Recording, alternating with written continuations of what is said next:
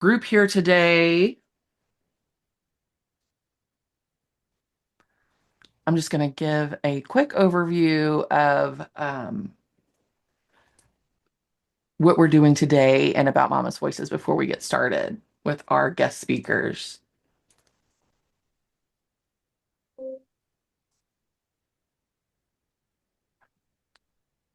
Lots of folks in here. All right, as you're coming in, if you can do us a favor, you know the drill. Drop your name and where you're from in the chat. It helps us help show what we're doing, gives us some evidence. We're all in this evidence space, so our funders always appreciate seeing this. So if you can drop in the chat your name and where you're from, we would really, really appreciate it. And thank you for that in advance. We will get started here in just a moment. I will give you a brief overview about Mama's Voices and tell you what we do before turning it over to our friends that are joining us today. And so some of what we're also going to have, hoping to have time for some Q&A at the end, but feel free also to put any questions that you may have in the chat. And myself, our team, we have different people on here, can help with those. So if you have anything that comes up, the chat is a great place to get to it and to put it, and we will definitely get to you for that. So let me give one more minute here.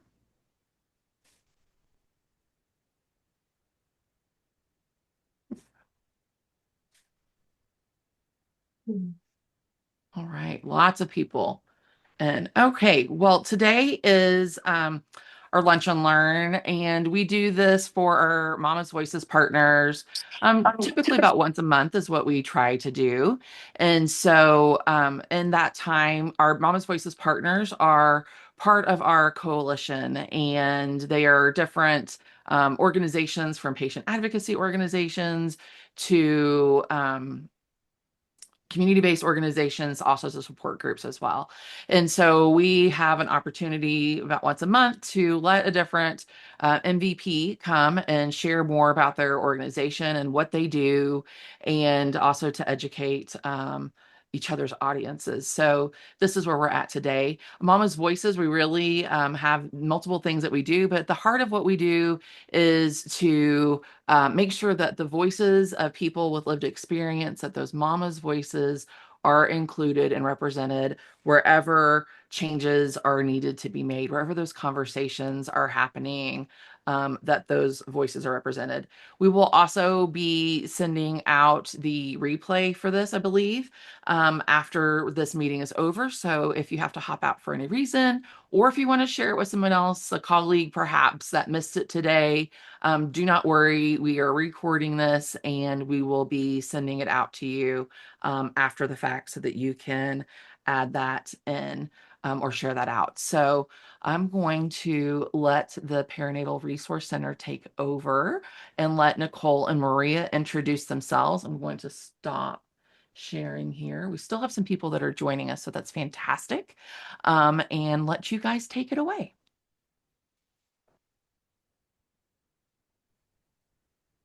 Right. Wonderful. Thank you.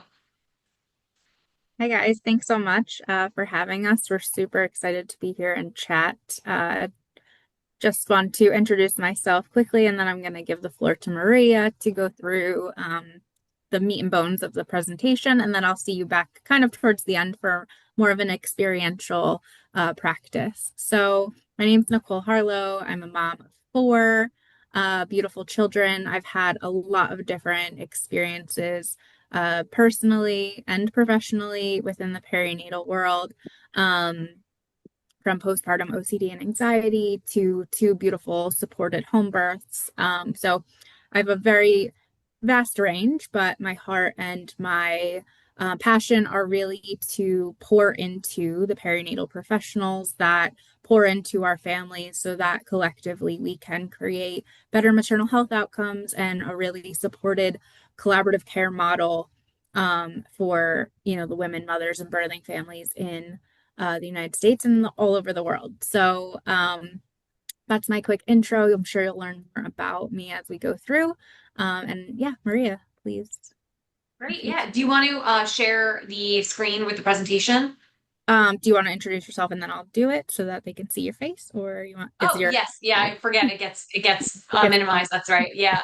I'm Maria Clemente Moresi. I am the vice president of the Perinatal Resource Collaborative. Nicole and I work closely together to really further our passion, as she said, about the collaborative care model. We really are both very passionate about that idea of if we can raise the voice of all the different players in the perinatal space, we have the ability to improve outcomes. And so that is a big part of our goal of what we do.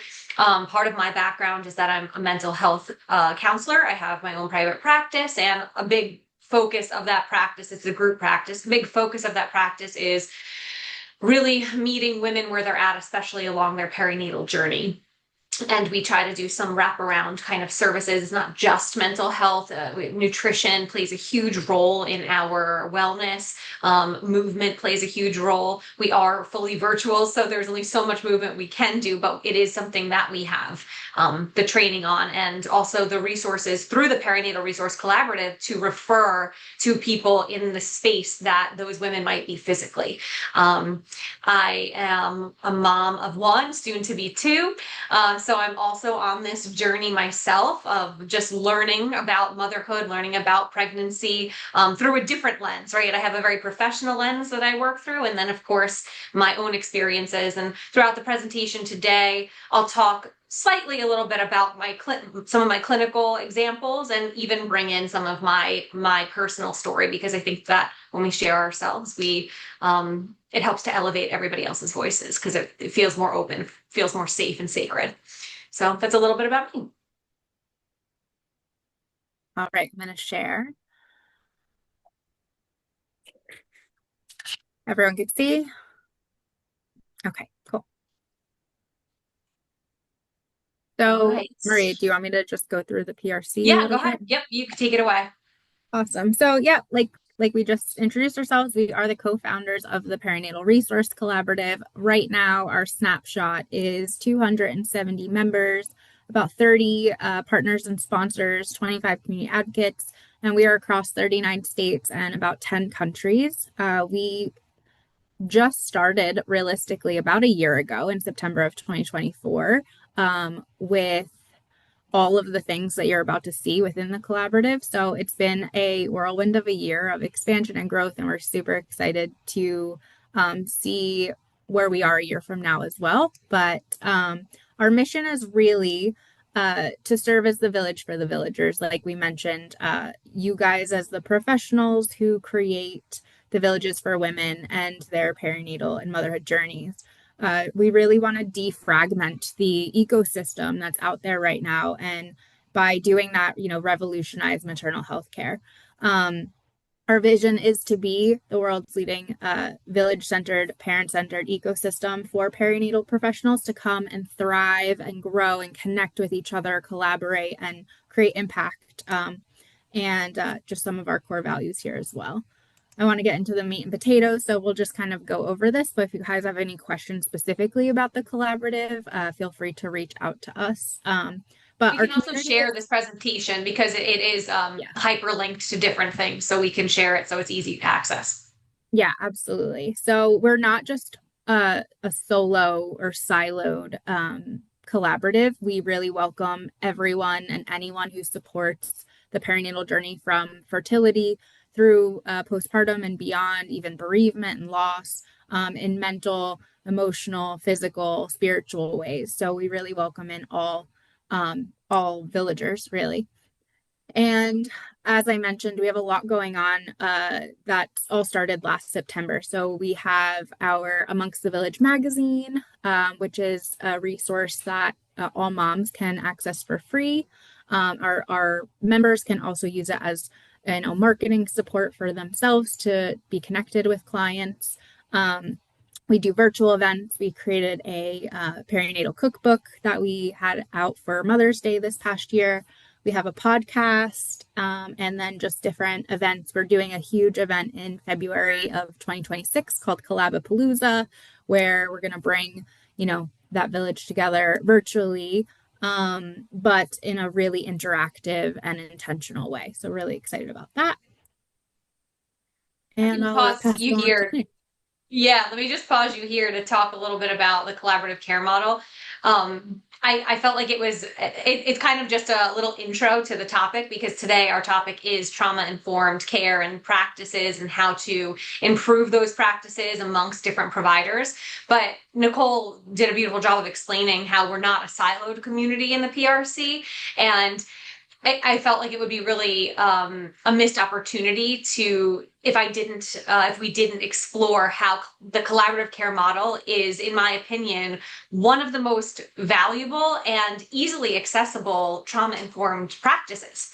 It doesn't take any training. All it takes is community and connection. So unfortunately, it's underutilized because we have, as a medical community, as just different professional communities, become so siloed.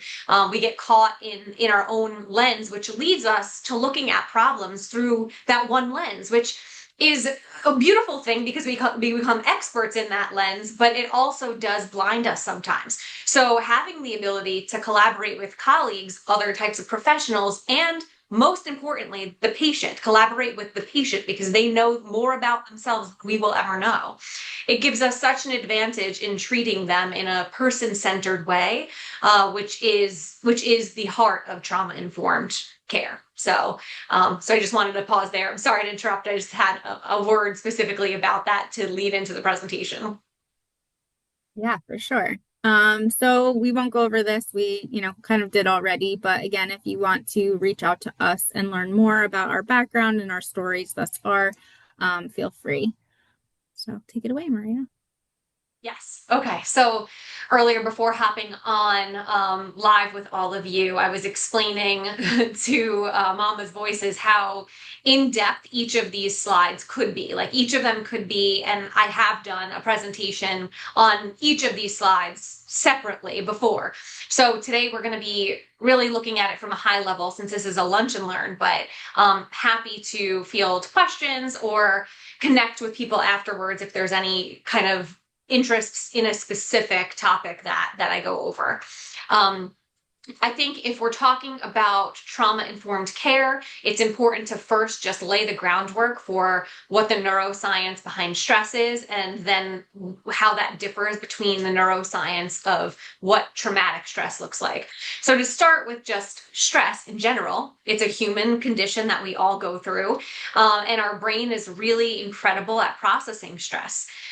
The main piece of our brain that is studied, there's a lot of studies going on about stress, but one of the main areas that's studied is this HPA axis, and that stands for the hypothalamus pituitary adrenal axis. And without getting too in the weeds of the science behind it, when we have a certain stimuli presented to us, whether it's a sense of smell or a sense of touch, like for example, smoke, right? It's a very easily accessible memory that most people know the smell of it. When you smell smoke, your sense gets connected to the hypothalamus as a memory of, oh, smoke could potentially mean fire. So when that happens, the hypothalamus activates this little kind of alarm system in our brain called the amygdala. And the amygdala kind of starts ringing like, oh, we should pay attention to this sense that just came into our awareness. And the amygdala will then release hormones that trigger the pituitary gland to release more hormones that stagger down to the adrenal axis. And once you get to the adrenal glands, the adrenal glands release what a lot of us know of a stress hormone called cortisol. So when cortisol is released in the body, it sends a cascade of processes off to the races.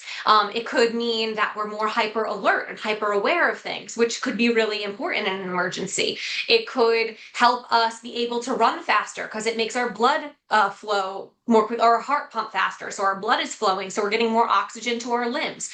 So without getting too into the weeds, it's an extremely important survival mechanism in our brain. The difficulty lies when we don't have the ability, or our body continues to produce cortisol. We don't have the ability to stop the cortisol from being released. And cortisol remains in our body for up to 18 hours without it being reactivated. So if you have one incident, I smell smoke, I go into the kitchen, I check, we're okay. The cortisol stops being released in our body because there's a negative feedback loop that stops that release from happening because there's no threat anymore. When you have something like traumatic stress, and you could go to the next slide, Nicole. When you have something like traumatic stress, when somebody feels out of control of an experience, or a stressor is coming up again and again and again for them, you have the continuous release of cortisol throughout the body. And that's just one stress hormone, but it is one of the most crucial ones in understanding trauma and how it's related to what we're talking about today, where it creates like a cascade of problems in how we process additional stress, and process relationships, and process just new stimuli that comes into our lives. So when somebody feels or perceives an event as being traumatic, it's usually because there's some loss of control, and we'll go over that again and again because that's a really crucial piece to this. But the biggest difference between typical stress response and the traumatic stress response is the way the event is perceived, and therefore it's stored differently in our memory. When somebody has a perceived loss of control or autonomy over their choices or over their experience, for example, like a car accident, you totally lose control there. The car spins out of control on black ice, and you hit into the railing, and you cannot get the car back. You quite literally, in that example, have lost control, and something bad can come of that. When that happens, sometimes people perceive that very traumatically, and it's stored as fragmented pieces. So it's not stored the way a typical stressful memory is stored. It's not stored the way a happy memory is stored. It's not stored in a single storyline. It's often stored in our senses. And people then relive these experiences in the form of flashbacks that are triggered by some sort of sense, some sort of sensory experience. Maybe they see snow again, and it creates a really big anxious response because their memory is triggered by the snow that happened on the night that they got into an accident. This is very different than being able to verbally recall an event that happened to you in a way that it wasn't so traumatically stressful.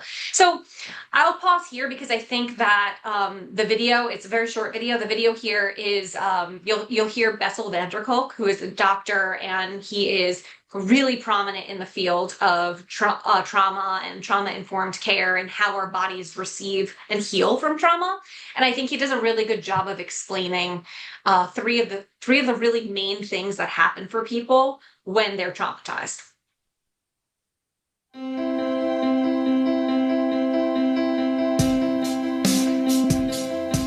To a trauma survivor, it can feel like the whole world has changed. Life in general often seems scarier and more menacing at every turn, because when trauma occurs, the brain changes. In fact, there are 3 key differences between the brain of someone who suffers from PTSD and the brain of someone who does not, according to Dr. Bessel van der Kolk. One is that the threat perception system is enhanced, so that people see danger where other people see manageable stuff. And this is not in the cognitive part of the brain, this is sort of the core perceptual part, the very primitive part of the brain. So the primitive part of the brain that basically is in charge of making sure that your body is okay becomes a fear-driven brain. So that's number one. Number two is that your filtering system, a little higher up in your brain, that helps you to distinguish between what is relevant right now and what you can dismiss, gets messed up. So things that other people may sort of ignore or not pay attention to, you start paying attention to it, which makes it very hard to focus on what's going on right now. So you get into the whole issue of being difficult to fully engage with ordinary situations. The third one is that the self-sensing system, which runs through those midline structures of the brain that various people probably have talked about on your program already, that midline structure that's devoted to your experience of yourself gets blunt. And that's probably a defensive response because when you are in a state of terror, you feel it in your body. You feel it in terms of heartache and gut wrenching feelings. And so your body feels bad. And so, as a way of coping with that, some people start taking drugs to sort of dampen that system. And other people sort of naturally find a way of dampening that internal response to yourself. Well, I kind You of heard start dampening your response to yourself. You also dampen the response to pleasure, sensuality, excitement, connection, stuff like that. So it's very okay, I just in muted the it. core Um, organism of it's human beings. it's on With a deeper um Does somebody have a question? I think I hear somebody talking. I can't see where the questions are. Okay, well, I think they said earlier that they have somebody monitoring the question. So if there is a question, if somebody was trying to ask me something, please type it in the chat and we can definitely get to that. But he does a good job of explaining those three main differences in the brain changes that happen for somebody who is traumatized. And as you can imagine, if you are working with a patient or a client who is suffering from some sort of traumatic experience and they have those qualities in their brain, you can imagine how difficult it might be to get through to them in a way that they're fully understanding what's happening during your medical visits or during your sessions with them, because their tolerance for being able to receive new information is different than the tolerance of somebody who hasn't experienced trauma. Their threat perception, as Dr. van der Kolk said, is higher. So they might see things as a threat that you're trying to explain to them in a way that doesn't feel threatening to you, but they might be receiving it in a very different way. So that leads us to understand, and I could say so much more about that, but it leads us to the question of then what is trauma-informed care? So trauma-informed care is not only to be able to treat people who have experienced trauma. It is a whole method of approaching our work that is meant to prevent the occurrence of trauma as well. So it's really a full comprehensive approach. When I talk to people about my practice, Reimagined Mind, we talk about how all of my clinicians, and myself included, are trauma informed and trauma trained. And the reason for that is, one, a lot of people experience trauma, so it's important for us as mental health professionals to know what to do when it comes up in our clients, but also because it's just a really good approach to care. It's a comprehensive and it helps people to feel heard and it helps healing. So the definition that I come up with when I think of what is trauma-informed care is it is a professional's or an organization's adoption of the understanding of trauma and how a lack of knowledge on this topic can hinder care and healing. It's a set of core principles and practices that aim to prevent re-traumatizing or introducing trauma in the first place. So the CDC and SAMHSA's National Center for Trauma-Informed Care, they came up with the major 4 R's of trauma-informed care. So the first one is realizing the widespread impact of trauma. The second R is recognizing the signs and symptoms of trauma in your clients or even in a system that you work in. The third R is responding by integrating this knowledge into policies, procedures, and practices. And the fourth R is resisting re-traumatization. So there's a lot to unpack with each of those R's, and I encourage you all to visit the SAMHSA's National Center for Trauma-Informed Care because they do have lots of free, wonderful resources that go over those 4 R's.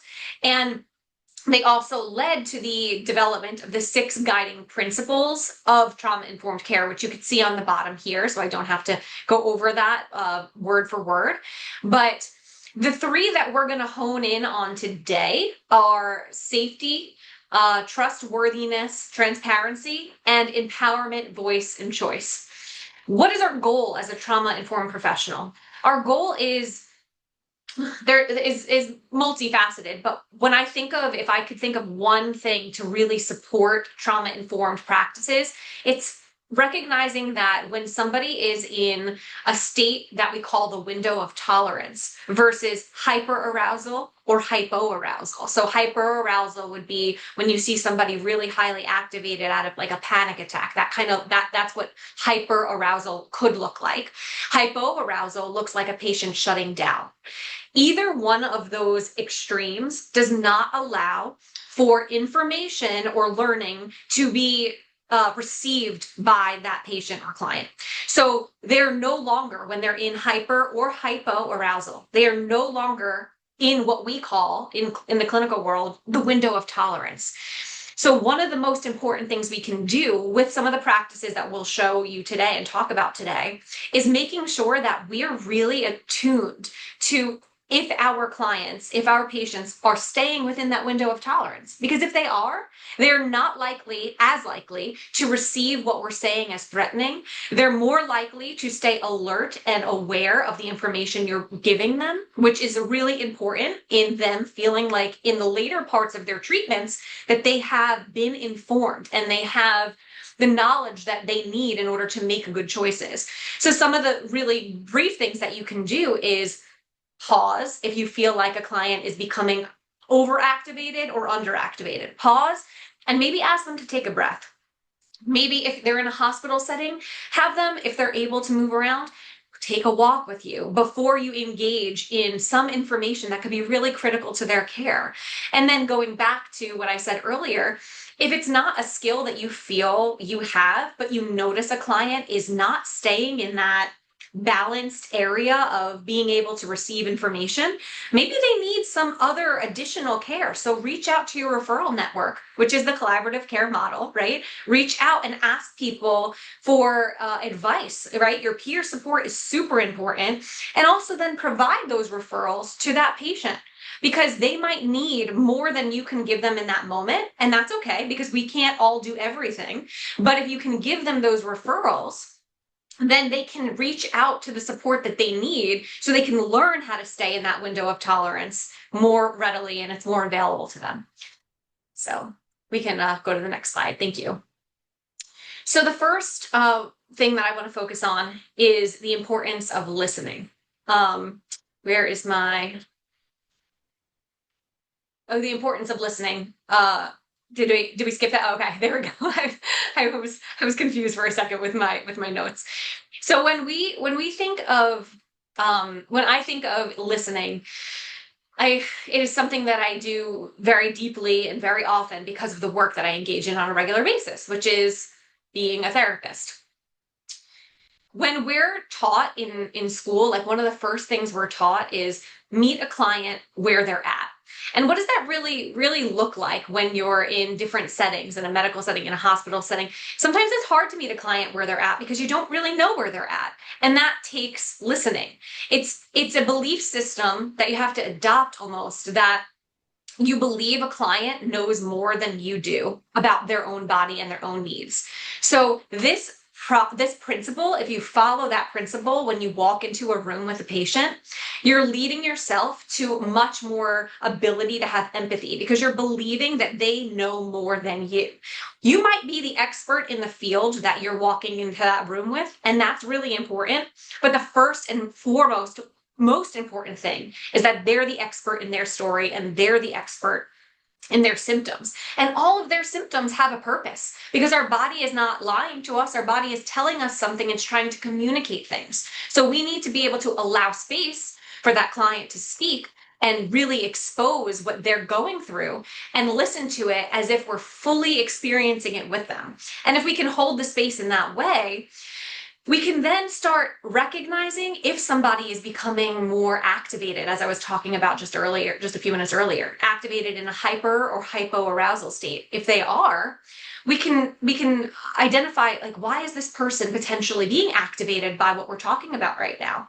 And then because we're listening so well and so astutely, we can name things to tame it. It's a process, it's a principle that we talk about a lot in therapy. Once you can name something, it takes away a lot of its power. So if you can identify certain words that a client's unable to come up with because they're in a very activated state, but you can identify that they look stressed or they look anxious, and you could utilize those words and give them those words to use in their language and how they're talking to you, it often takes away a lot of the power of what that emotion is doing physically to them. And you'll see oftentimes a down-regulated experience because they will start to feel like what they're experiencing isn't something crazy. It's very normal. It's very common. It's something that you as the professional are recognizing because you're seeing them, you're there with them, you hear them, and you're listening to them. We don't want to go into a room as the expert and listen to our patients with the intention of responding right away. We want to listen with the intention of hearing them. And that honors their courage in sharing. It helps us understand not just what happened to them, but what's going on today based on maybe what happened to them. How is that response in their body coming up and manifesting today?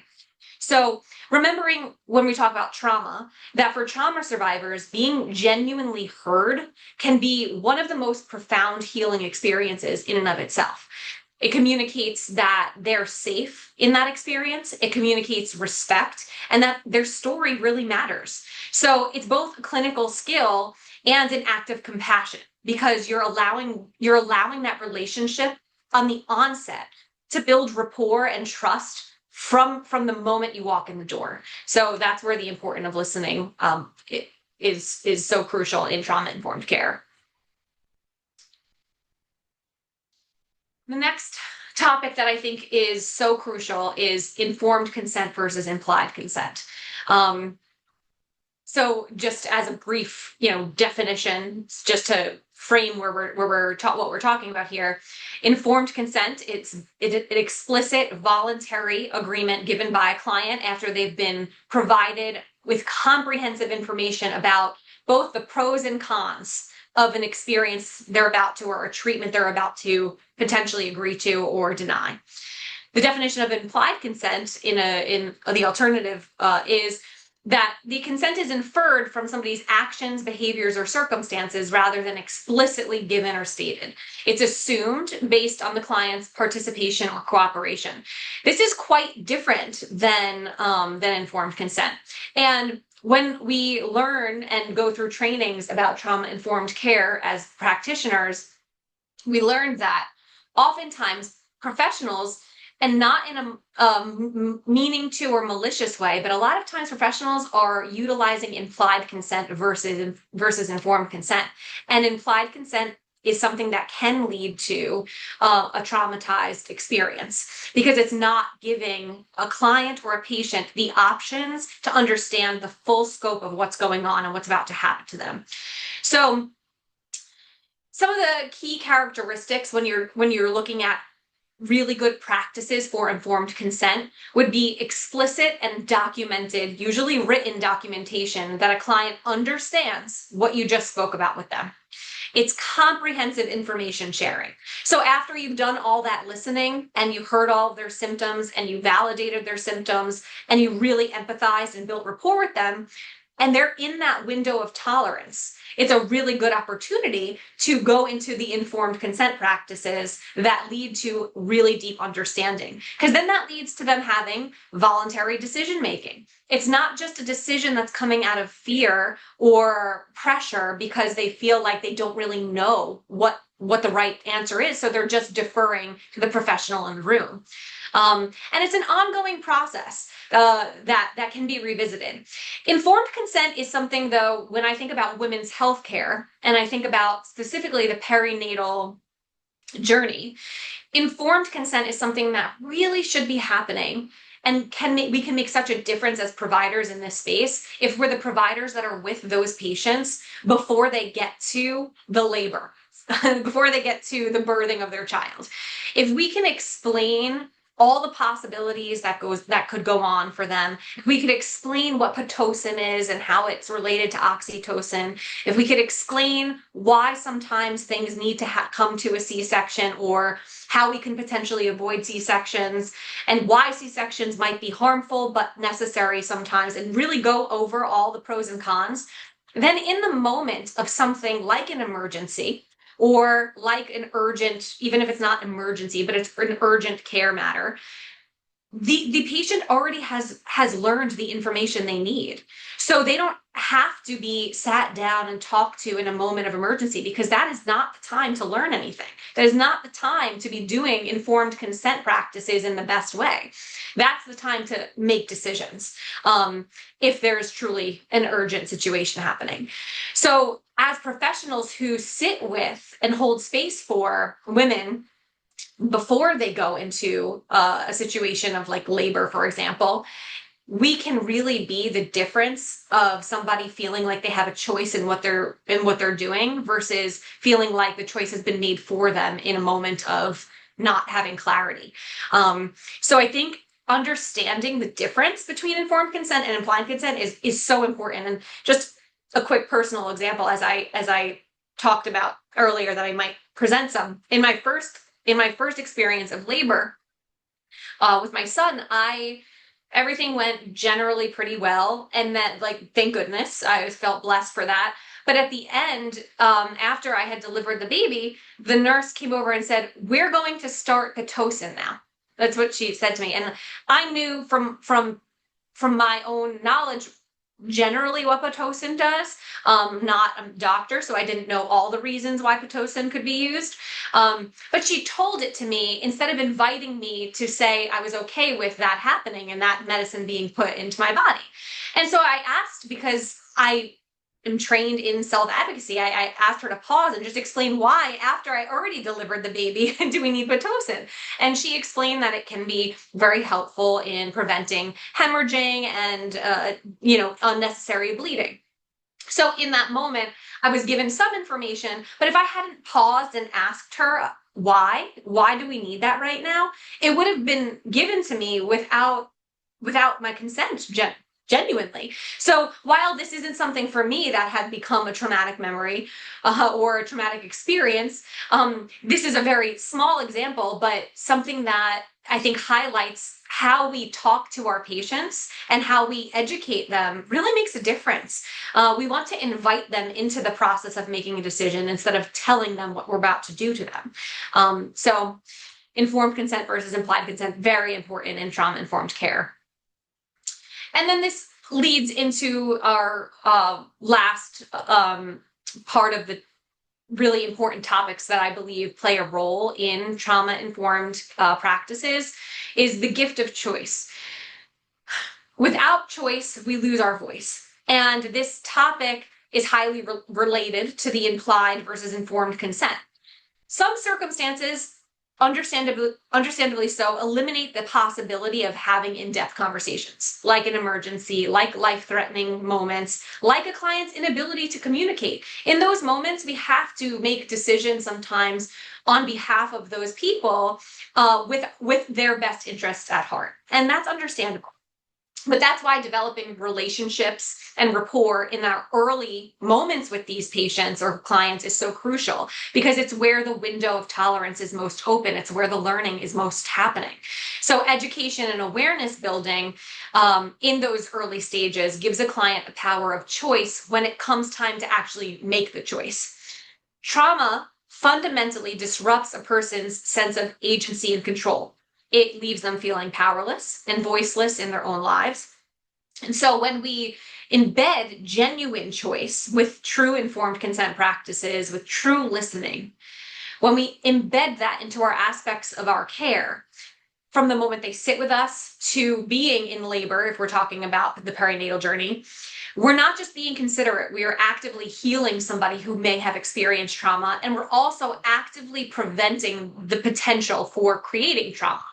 So whether a client has a history of trauma or not, a big part of the work that I do with my clients when they are in that perinatal journey is providing learning and awareness of practicing self-advocacy.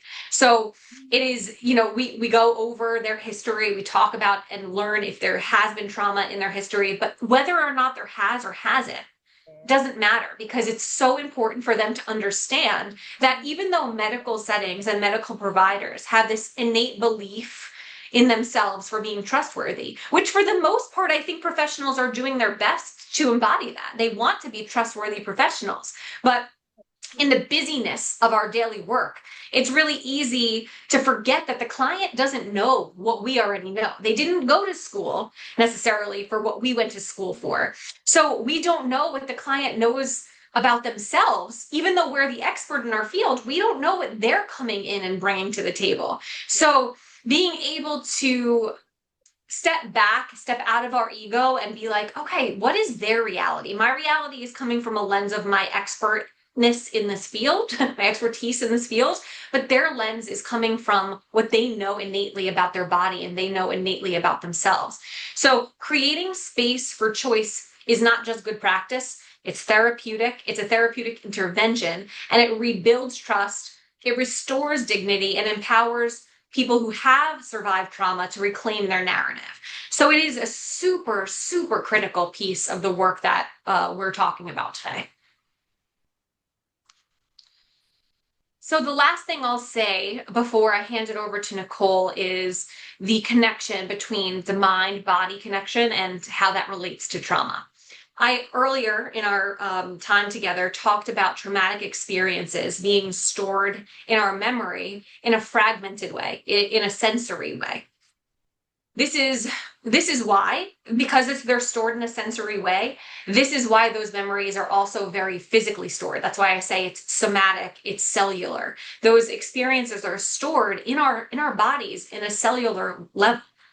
So clinical examples. So somebody who might have experienced a miscarriage or pregnancy loss, often before they were able to have a healthy pregnancy. Those symptoms they experienced during the loss of pregnancy, perhaps it was cramping, perhaps it's bleeding, whatever those symptoms might be, that could generally be okay during a pregnancy, for them activates anxiety. It doesn't necessarily mean that their miscarriage created trauma for them. It could have it, but it wasn't a necessarily happy memory. And the way it was stored in their body, and the body remembers, is that when there was cramping, that meant something wrong was happening. So it's so important. And I've had an experience with my own midwives where they heard me in my healthy pregnancy, when I in the past have had a pregnancy end in miscarriage. When I was with a healthy pregnancy, I was able to recognize that my anxiety was being triggered based on symptoms that could have been totally healthy.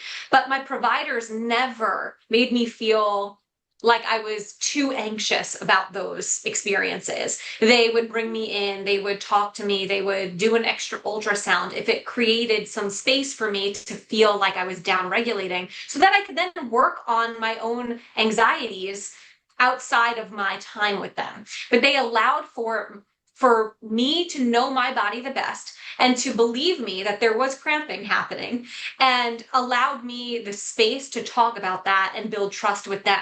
So I feel very comfortable with my providers. Another example that comes up a lot in the work that I do, that really highlights the mind-body connection and trauma, is clients with sexual trauma. So a lot of times when somebody has unfortunately experienced something as severe as sexual trauma, being on their back with an epidural, unable to move, unable to speak, all of that activates the body's memory of an experience that they might have had decades before. Right? So if we add on top of them already being in a physical position that their body feels is reminiscent of a very traumatic experience, and we don't then also take up the time to intentionally make space for them to be able to express their needs, we're likely re-traumatizing them. The Body Keeps the Score is an incredible book that I recommend for anybody looking to learn more about how the body stores traumatic memories. And it really does. It's also by Bessel van der Kolk, the doctor you heard in the earlier video. It really does an incredible job of highlighting how our body stores these kinds of memories and how we need to use those physical sensations to heal ourselves. In times where we're being activated. And that's kind of where Nicole is going to take this. All right. Well, so I'm just keeping an eye on the time here, guys. So I want to go over very briefly this neurosomatic practice. And like Maria just mentioned, realistically, the body keeps score. So things that happen in our mind are not just happening in the mind, happening in the memory. There are neurotransmitters that literally go throughout our entire being and store these traumatic experiences in our body. My background is not clinically mental health, but I've personally dealt with anxiety almost my entire life. I had severe postpartum anxiety and OCD after my first was born. So creating and learning skills, I've then taken different certifications and different trainings myself to then be able to expand on these coping mechanisms, and I've trained other perinatal professionals on them. So one practice that I want to get into, I'm not going to get into tapping today because it's a little bit long-winded, but what I'm going to do is send a video to Nicole and Mama's Voices, and when they send this out, just like the presentation, I'll add the link so you guys can go through that in a better setting than a rushed one. But what I want to do today is what I call source and shift breathing. I've also called it like sensory breath work because it really brings in the awareness of yourself or of your patient or client to their body, to what they're feeling in the moment, and allows them to feel empowered in a way to shift that feeling, right? So it's not just about the awareness, but about being able to shift out of whatever state you're feeling. So I want just you guys to close your eyes and just take a deep breath in through your nose, out through your mouth. Maybe lay your hands on your lap, make sure your feet are flat on the floor, and just begin to sink into the chair or the bed or whatever surface is under you. And as you breathe in, just bring your mind into your body and notice if you feel tense or stressed or any discomfort or pain in any one area. And then I invite you to bring your hands and place them on to that space on your body. And as your hands are on that space, just breathe into the place beneath your hands. And as you do, notice if it's heavy or light. Notice if it's warm or cool. Notice if there's a tingling or numbness, any sensations that may come up. Also notice if there's a color that you experience or a sound or a different sense that comes up as you breathe. And again, we're just breathing for awareness, so keeping it steady.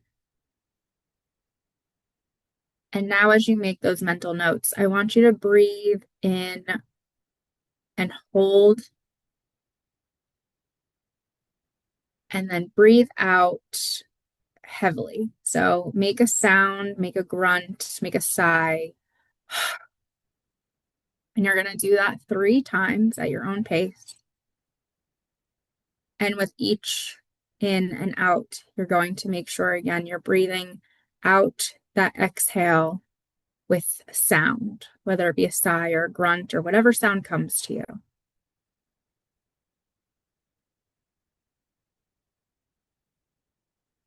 If you need to shift your body at any time, feel free to do so. And after you do those 3 deep exhales, I want you to turn your breathing back to that normal state where it was before. Bring that awareness back to that place beneath your hands. And then notice any shifts that may have occurred. Did it become cooler or warmer? Does it feel lighter or heavier? Did the tingling turn numbness or the numbness turn into tingling? Is there a vibration? Are there any other colors or senses that come to you? What shifts were made in those few breaths? And once you make those notes, just go ahead and gently open your eyes, coming back into the room, fully disclosing that that was a very rushed practice and you may have not gotten the full sense. But what I also invite people to do, and again, I'll put a link in this full practice so that you could do it on your own. But I want to leave enough time for questions here.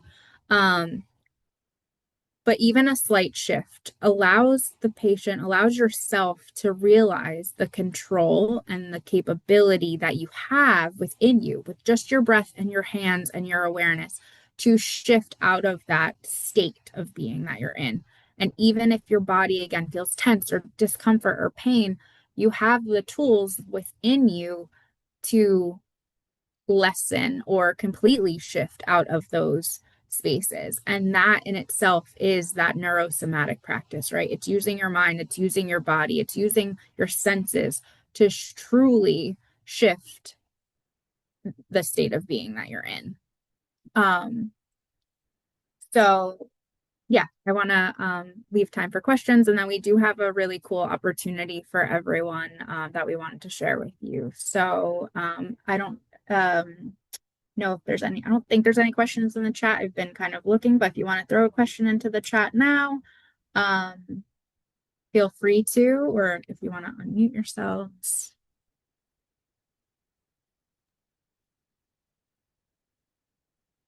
Thank you, Nicole. We do have about 8 minutes left of time. And so again,